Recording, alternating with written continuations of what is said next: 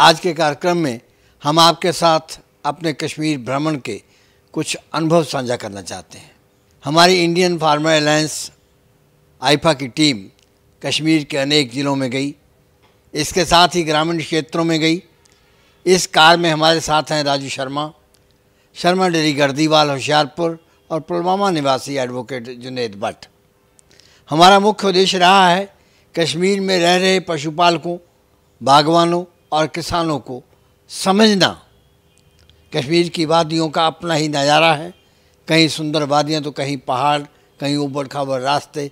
इसी तरह वहाँ का जीवन भी एक फ़ोटो फ्रेम की तरह है जो आगे से चमकदार और पीछे से खाली और खुरदरा होता है। हमने देखा कि बागवानों के जीवन का स्तर बहुत अच्छा है।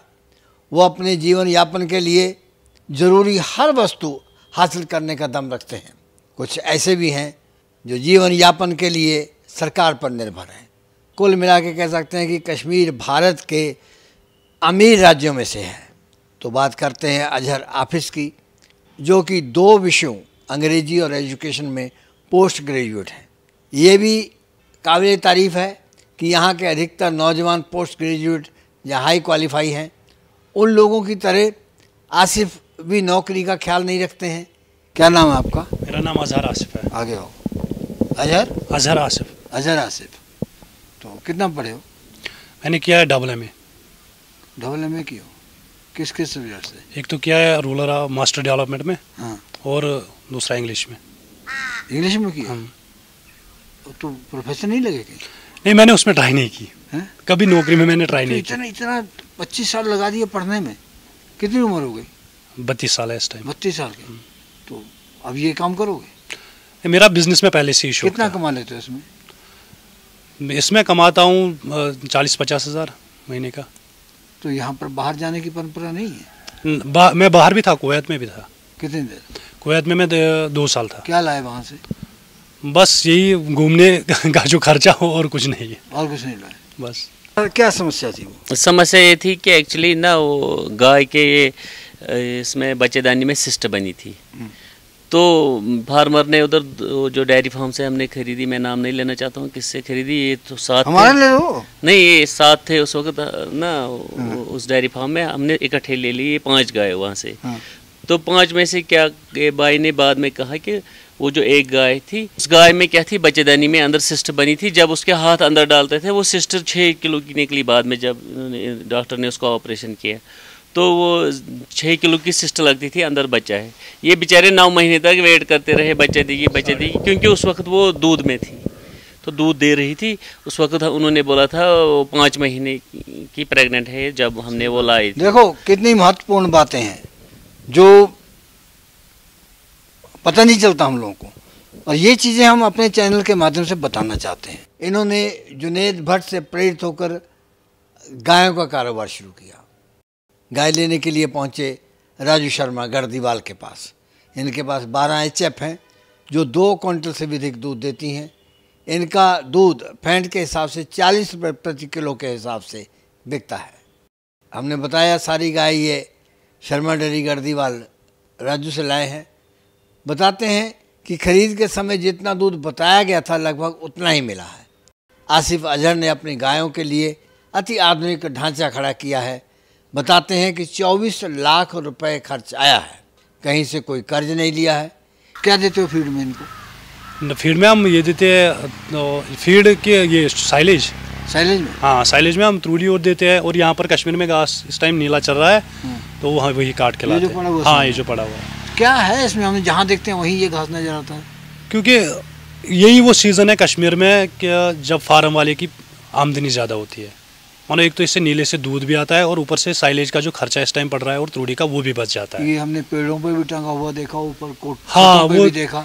एक चीज़ है यहाँ पर कश्मीर में 6 महीने नीला रहता है। फिर जो आप देख रहे हो यहाँ पर जो सूखा हमने रखा है, इसको हम खसील बोलते हैं इधर। अच्छा। तो हमने ये भी खरीद के रखी है क्योंकि सर्दियों में हम यही डालते हैं काट के। तो इससे दूध भी अच्छा आता है और गाय की सेहत भी अच्छी। सरकार की क्या मदद है? सरकार की मदद तो ना के बराबर ही है। पहले से ही, शुरू से ही, क्योंकि वो अभी कर रहे हैं। देखो कितना पैसा लगाया आपने इस सारे ढांचे में? इस सारे ढांचे में लगभग 20-25 लाख डाले। इन्होंने अपने बागों की कमाई से कारोबार शुरू किया है। उस समय हमको बड़ी हैरानी हुई जब हमने देखा कि पुलवामा जैसे ठंडे इलाके में भी गायों के ऊपर पंखे लगा रखे हैं। पूछने पर बताते हैं कि मई जून के महीने में कभी कभी गर्मी हो जाती है।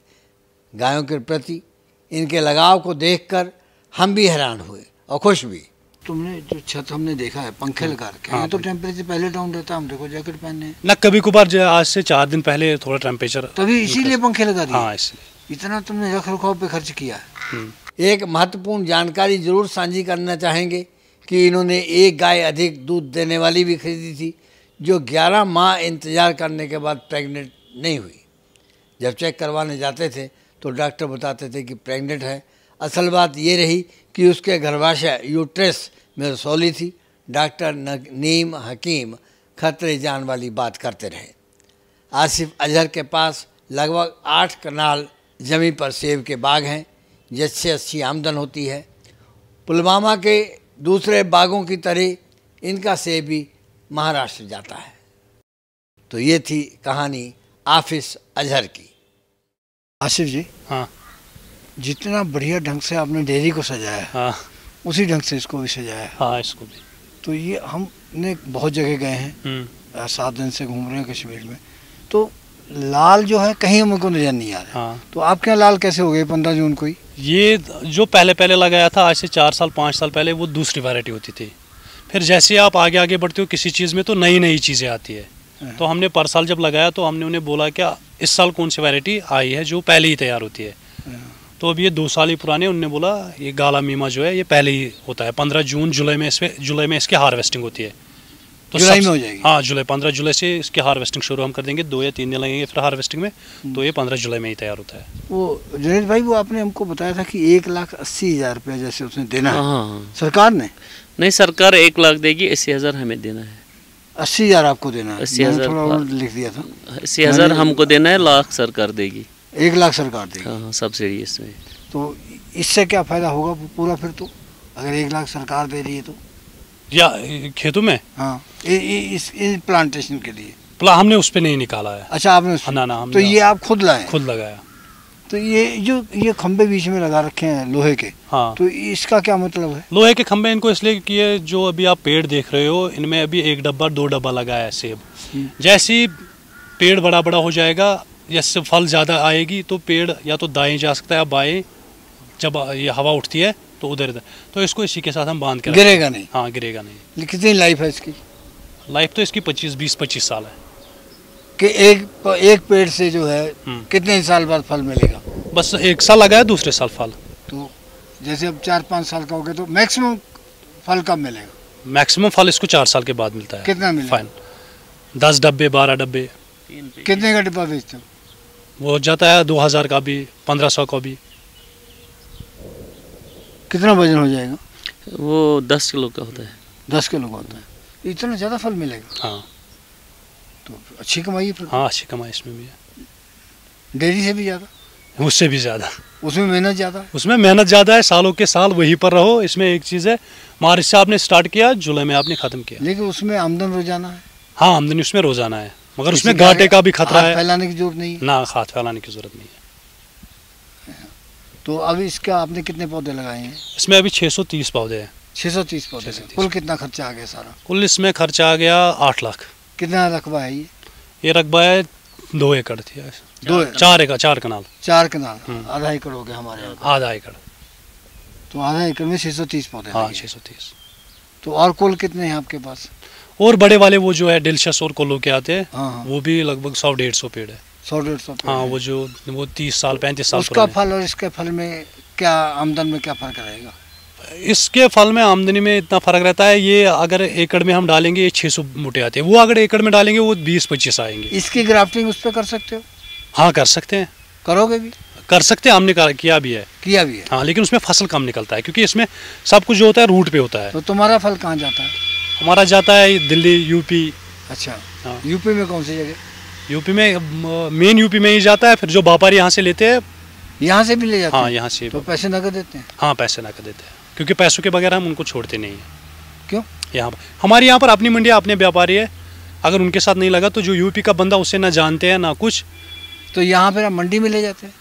जब वहाँ पर रेट अच्छी मिलेगी, खेत में ही आ जाते हैं, खेत में ही आते हैं वो, क्योंकि यहाँ से उठाना है, मंडी ले जाना है, किराया लगाना है। फिर जो यहाँ का है वो बोलेगा 15 दिन रुको, 20 दिन रुको। वो जो यूपी वाले आते हैं, दिल्ली वाले आते हैं व्यापारी, वो या पंजाब के, आपके यहाँ से पंजाब से आते हैं, तो वो वहीं पर पैसा देते हैं। इस प्रोग्राम की पेशकारी के पीछे हमारा एक ही मकसद है, वो है किसानों और पशुपालकों की आर्थिक दशा में सुधार लाना, किसान हित सरकारी और गैर सरकारी योजनाओं की जानकारी देना और किसानों को जागरूक करना। हमारे किसान भाई और पशुपालक भाई किसी तरह की खाद्य सामग्री या पशुधन की अगर खरीद करते हैं, जब बिक्री करते हैं, तो उनको ये पूरी सावधानी पूर्वक करना चाहिए। किसी तरह की खरीद फरोख्त संबंधी या किसी प्रकार की विवाद से हमारा कोई संबंध नहीं है और ना ही हम किसी तरह की जिम्मेदारी लेते हैं। धन्यवाद।